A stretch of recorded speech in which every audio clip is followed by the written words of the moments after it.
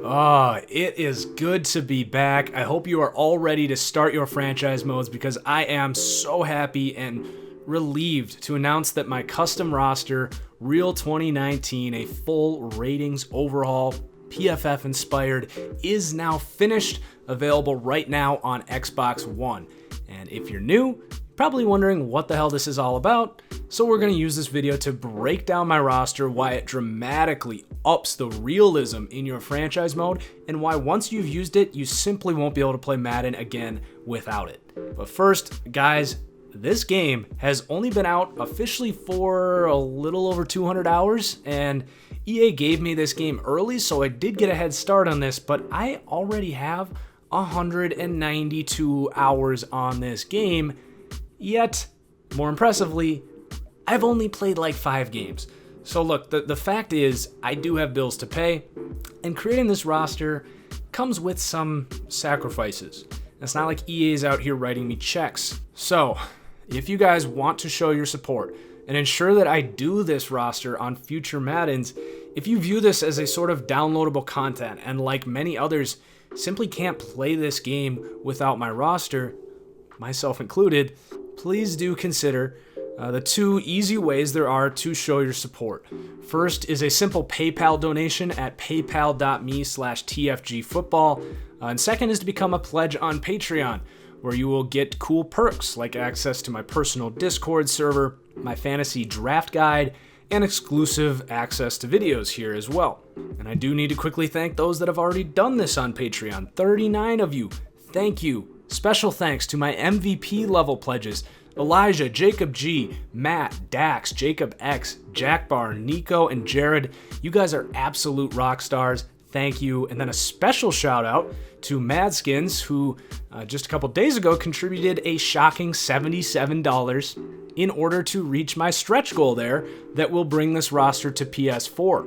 So guys, please do consider showing your support there on PayPal or on Patreon.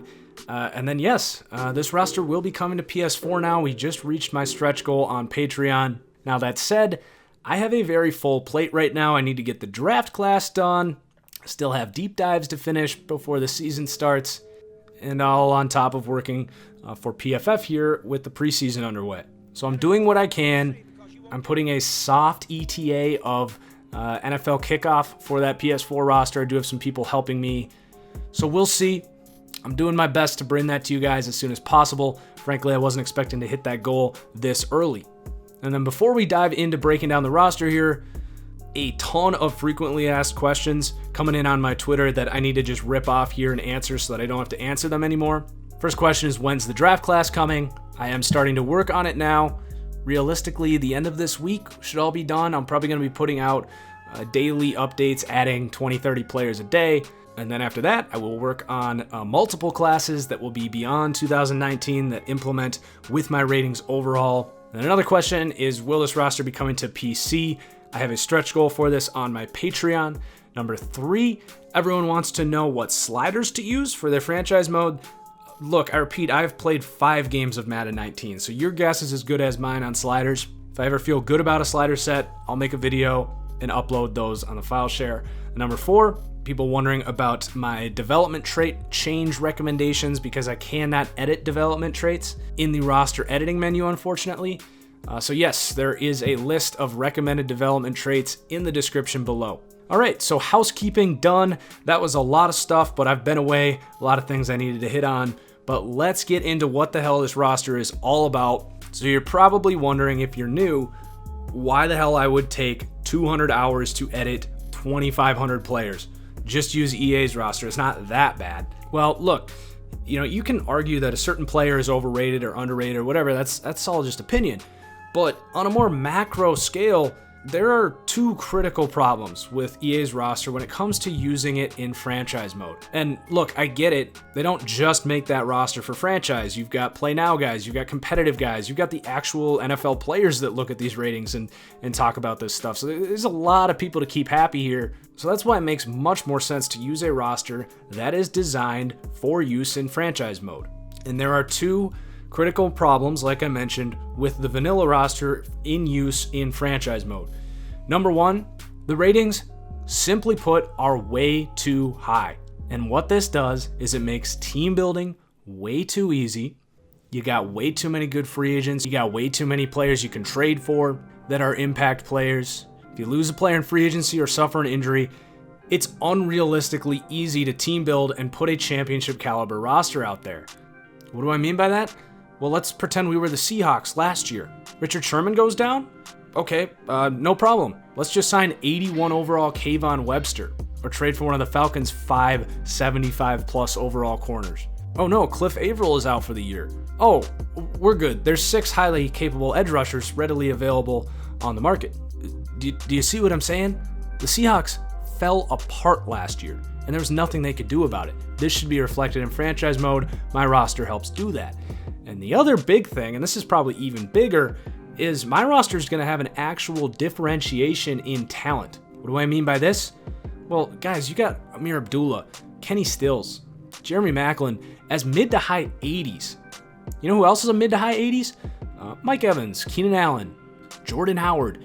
There is no difference between having an actual impact star player and a player that you can pick off the street like Jeremy Maclin, or players who are arguably the 4th string on their own team like Amir Abdullah, Breen Bodie-Calhoun, and Kenny Stills. So when you have a Keenan Allen, Devonta Freeman, real star players, you're gonna feel like you have a star player, whether that's team building or actually in the game. You're gonna notice having an actual star player. So that's great. That's what people like the most about this roster. So let me show this graph here. This really paints the framework for my roster versus EA's. I think it's important, if you're gonna use this, to understand the tiering system that I rate these players on as I'm doing my edits and as I do my team building myself in my own franchise modes. So you can already see that huge shift towards the lower end. I feel like we already explained why that is so important. But your 64 overall and under should be camp bodies, guys that probably won't make the team, or low-level prospects. 65 to 69, now this should be the mass majority of the entire NFL. These are role players, guys who can play in a pinch, but you definitely don't want them starting. Or they're going to be prospects who aren't ready to start yet, but do have some decent upside. Then you've got your replacement level starters, 70 to 74 overall. These are going to be guys who you're, I guess, comfortable starting if need be, but this player is constantly competing for his job, and your team is probably looking to upgrade at that position, or it's a young player who you're hoping will upgrade himself. 75 to 79, we're getting a little better. These are going to be above average starters. Probably not actively seeking to replace this player, but he's not necessarily changing the outcome of the game. Then you get into the 80 to 84 range. These are what I call studs. These are high caliber starters. You're certainly not looking to replace this player. This is going to be like a Jake Matthews, Marvin Jones, Timmy Jernigan. Really good players, but are either young, rising stars, or players who are probably peaked and are never going to have a full complement of tools at whatever position they play. Then 85 to 89, these are your stars.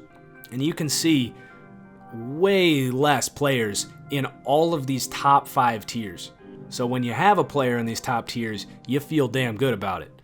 So a star is either a rising or falling superstar, or a few guys in this tier are going to be elite system players. Think of like Jarvis Landry, someone who does one thing extremely well, enough to change the outcome of games, but not someone you can necessarily plug in across any scheme and expect him to dominate.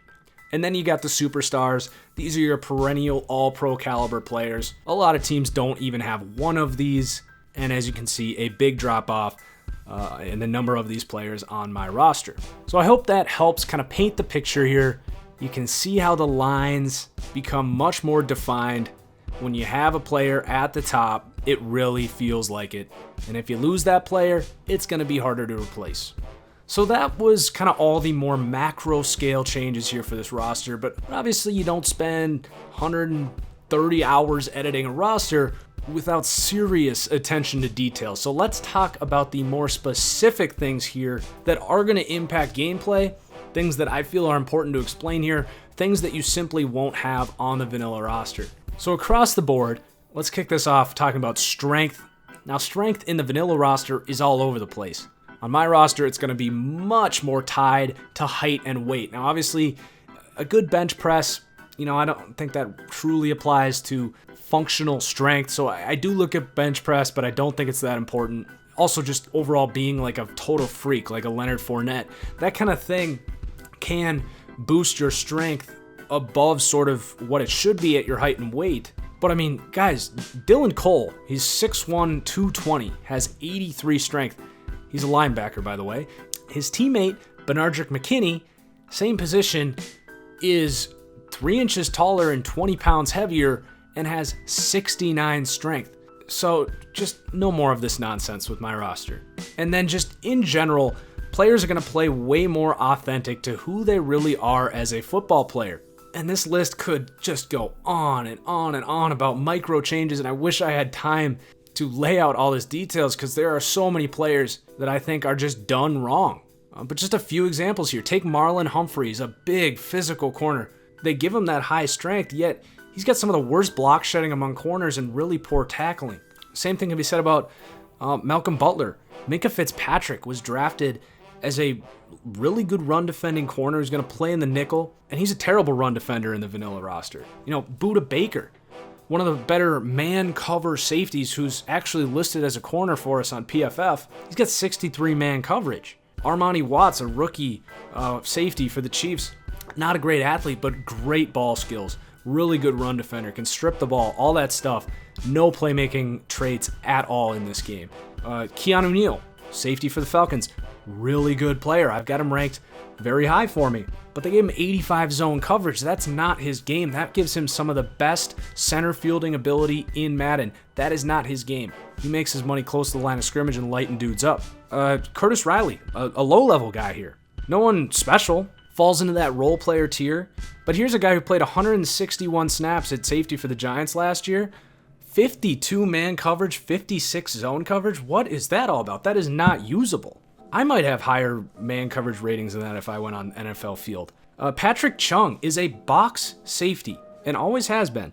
He's not terrible in coverage, but he has 46 block shed, making some of the worst block shed among safeties in the game. And then like 85 zone again, like Keanu Neal. And then Kevin Byard, a breakout season last year. Just his athleticism was all the way over the place. You look at his workout grades and how he looks on tape. He's fast. He's super fast, but he has 89 speed, 85 agility, 87 acceleration. Look up his draft scout profile. This guy's a freak. And those are just the players in the secondary. You could go on and on and on about specific players that are going to play way more authentic to who they are on the field now. And I don't know why EA is so off on a lot of these guys. I know they do use a lot of PFF grades. But you guys, I work for PFF. But PFF grades aren't finite. There's a lot of detail that can be looked at for why a guy has a certain rating. Just because Patrick Chung has high coverage grades, that doesn't mean if he were to go out and play center fielder all the time, he would have those same traits. So while I think it's important to use PFF grades, which I think EA is very clearly doing and just spending time with this roster and what I know about the grades, but it's not cut and paste with the coverage grades or the run defense grades. You got to take in consideration what kind of player the guy is. So let's keep moving. We're almost done here. You're gonna notice the player models look a lot better. You saw Tyrone Crawford in his little Twitter battle with EA, where he looked like the Michelin Man, when in real life he looks like a thin edge rusher. That applies to a lot more players on my roster. And then there's some big fixes kind of on a more macro scale per position that fix a lot of unrealistic issues here. The biggest of all, there's really two huge things that were changed here.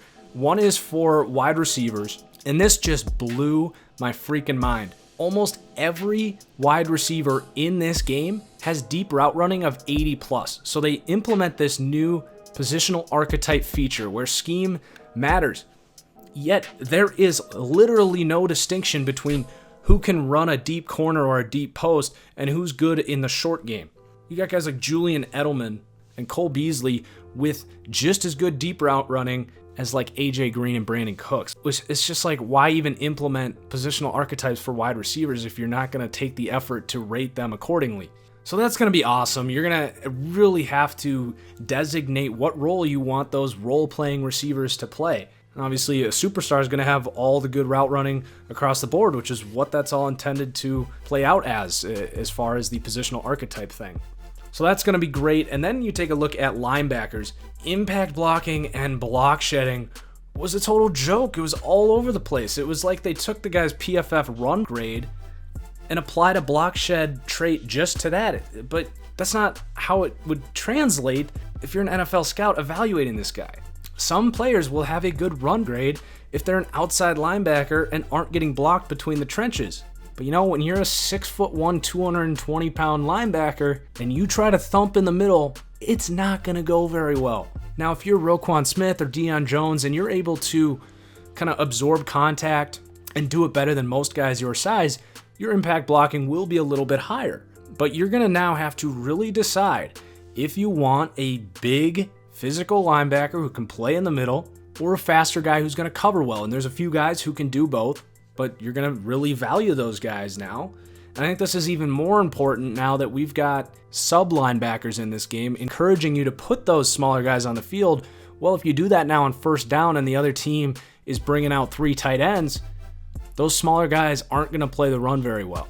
So really excited for that big change. And then a few other things here. Edge rushers are now going to have much higher finesse moves. You know, you had a guy like Ryan Kerrigan, who's a really good edge rusher. And yeah, you might rely more on his power than his finesse, but you know, he had 69 finesse moves. And the way that this game works, he's not going to play as well as he should. So the finesse moves are going to be much higher for edge rushers, but also block shedding is lower for edge rushers. Nothing drives me more crazy than when someone takes an Olivier Vernon who, yeah, he's got a really good block shed as an outside linebacker, as an edge rusher, but people will play him as like a 3-4 defensive end over the guard.